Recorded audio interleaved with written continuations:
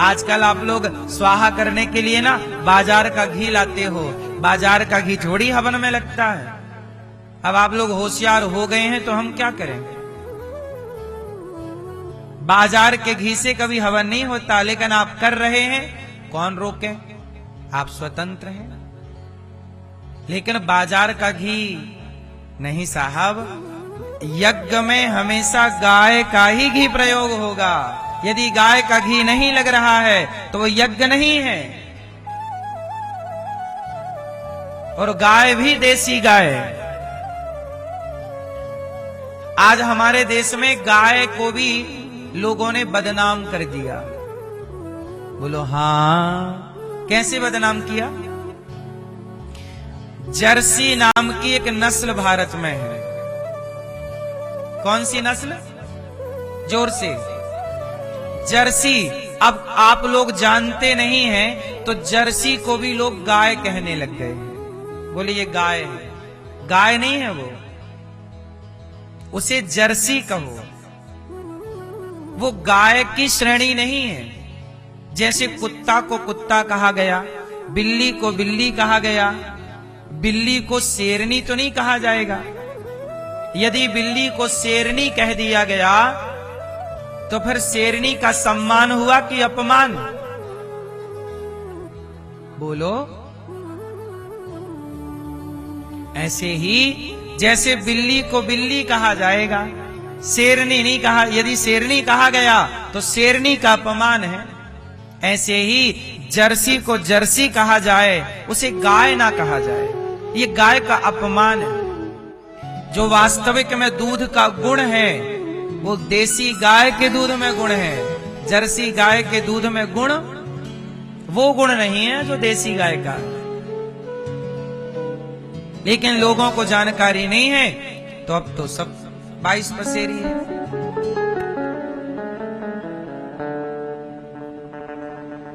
सनातन की हानि कैसे हुई, क्योंकि आपने ज्ञान छोड़ दिया, गाय रखनी छोड़ दी। अरे बकरी का दूध फिर भी अच्छा होता है, पर जर्सी का दूध बिल्कुल भी अच्छा नहीं होता। लेकिन बाजार में जर्सी का दूध मिलता है। अच्छा, भैंस का दूध भी ठीक होता है, भैंस का दूध बढ़िया है। भैंस भी भारतीय ही है, भैंस भी रखने की परंपरा है। पहले राजा महाराजाओं के यहाँ गाय, भैंस, बकरी सब कुछ होती थी। ये भारतीय चीजें हैं। बकरी भी भारतीय है, गाय भी भारतीय है और भैंस भी।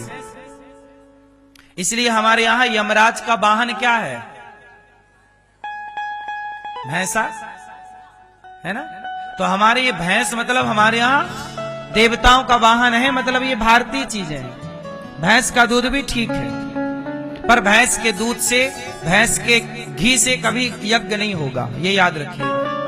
बकरी का दूध भी अच्छा है स्वास्थ्य के लिए, पर उसके घी से कभी यज्ञ नहीं होगा, ये याद रखिएगा। यज्ञ जब भी होगा तो केवल गौ माता के दुग्ध से, घी से।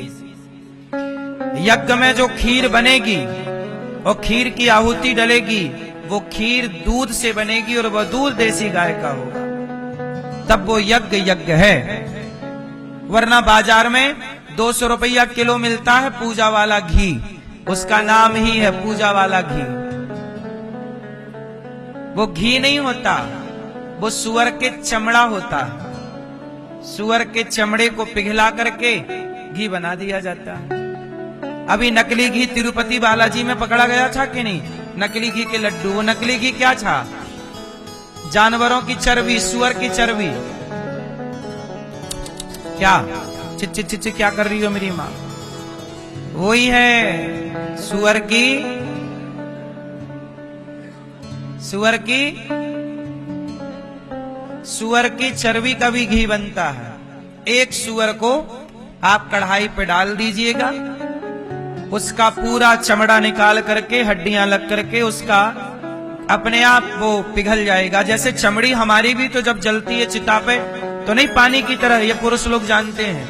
आदमी जब जलता है तो उसकी चमड़ी पिघलती है मोम की तरह, ये आपकी और हमारी सबकी।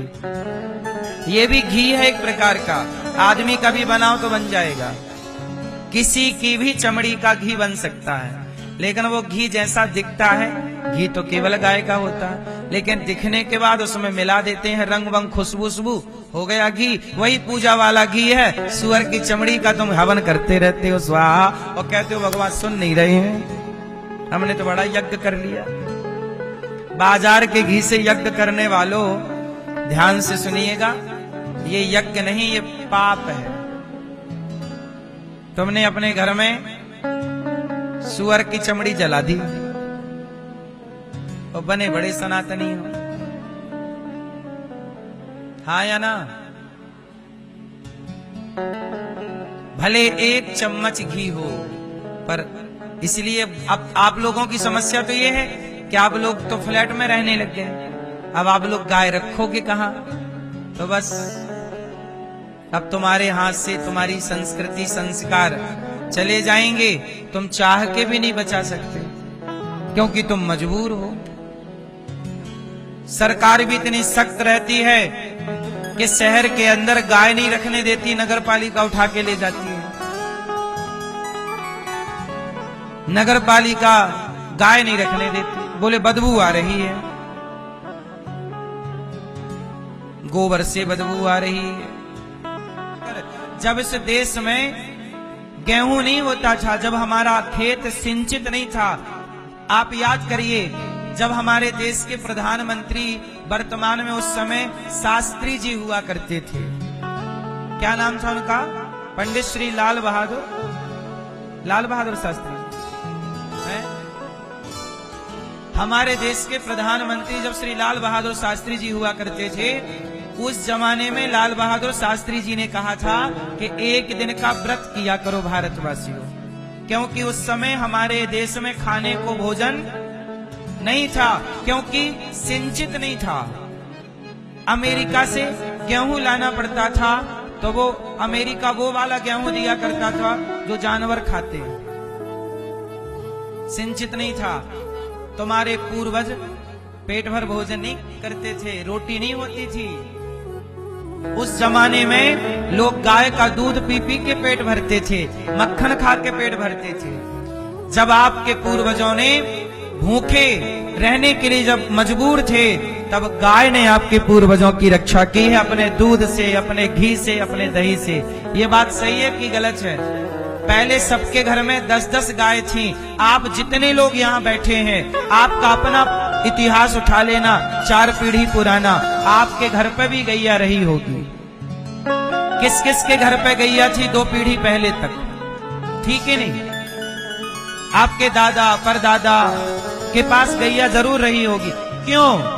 क्योंकि पहले गाय से ही सबका पेट भरता था, उसके दूध से, उसके बिना भोजन नहीं होता था। पहले गांव के लोग कहते थे जिस थाली में गोरस ना हो, मतलब मक्खन ना हो, घी ना हो, दूध ना हो, दही ना हो, वो थाली कोई थाली है? मतलब भोजन में यदि गोरस ना हो, मतलब गाय के दूध से बना कोई पदार्थ ना हो, तो वो कोई थाली है? पहले लोग बढ़िया गाढ़ा दूध, उसमें रोटी मींज करके और दूध रोटी खाते थे, हाँ या ना? साग सब्जियों की जरूरत नहीं थी साहब। टमाटर आज मुंह फुलाए रहता है, मैं 70 रुपए किलो हूं, मैं 100 रुपए किलो हूं। उस जमाने में टमाटर कोई नहीं पूछता था। दूध रोटी क्या खाएंगे? साग सब्जियों की कोई रिक्वायर नहीं थी। बोलो हाँ, मिल जाए तो राम राम, नहीं मिले तो कोई बात नहीं। दूध जिंदाबाद। सबके घर में दूध चावल होता था, चावल बना लो और दूध चावल खा लो। बोलो हाँ, चावल को दूध के संग खा लिया, रोटी को दूध। मैं खुद रोटी थोड़ा दूध डाला, थोड़ा 4 रोटी डाली और शक्कर डाल ली और खाओ मस्त। हम लोग बचपन में यही खाए, काय का टमाटर, काय का आलू, काय का भाटा। आजकल चोचले हैं हरी भरी सब्जियों के, आजकल हरा भरा खा के भी लोग बीमार हैं, और पहले दूध रोटी खा के स्वस्थ रहा करते थे, और आजकल डॉक्टर लोग इंग्लिश का 3 बता रहे हैं। कि ये खाओ तो ये और ये खाओ तो वो, जबकि शुद्ध खान पान यही था इस देश का। बोलो हाँ। निकला है सवा मन सोना जिस कोख से, आज की स्थिति देखो, गाय बेचारी मरे चारा और भूख से। आज चारा नहीं मिल रहा है गाय को, क्यों? क्योंकि किसान हो गया है होशियार। अब वो गेहूं की फसल काटता है, गेहूं ले आता है घर पे और हार्वेस्टर से कटवा लेता है। तो जो गेहूं का डंठल होता है, लंबा ऊपर की बाली होती है गेहूं की, तो बाली का तो गेहूं निकाल के किसान ले आया, और जो डंठल है उस पे किसान लगा देता है आग, और वो गेहूं का डंठल ही गाय का चारा है। वो गेहूं का डंठल क्या है? गाय का, गाय का वास्तविक जो भूसा है, आहार है, वो गेहूं का डंठल ही है। बोलो हाँ।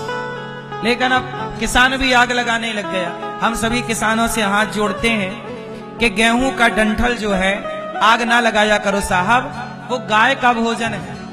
तुम उसका भूसा करवा लो, एक मशीन आ गई है, ट्रैक्टर ले जाके ना वो भूसा कर देता है, निकाल उसको पीस के भूसा बना देता है। उसे आप बेच दो, आप मुझे ही बेच दिया करो भूसा, जितना मेरी क्षमता होगी मैं ही खरीद लिया करूंगा, क्योंकि हमें तो साल भर के लिए भूसा चाहिए ना, गायों के लिए।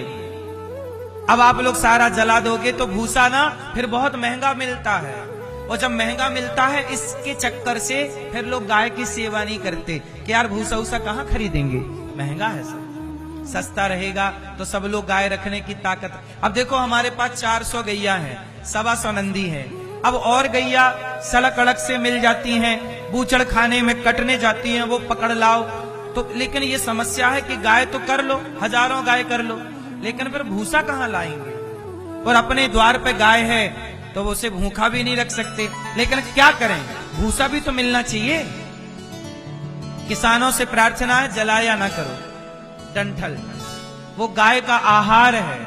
किसी गौशाला में दान कर दो भूसा, या बेच दो, बिक भी जाता है। 20 रुपया किलो भूसा मिलता है बाजार में। कितने रुपया किलो? अभी लगभग भूसे का रेट 20 रुपए से ज्यादा का है, 20-22 रुपए किलो भूसा, सोचिए। और रोज गाय को 3 किलो 4 किलो भूसा चाहिए। क्यों जी, सही है?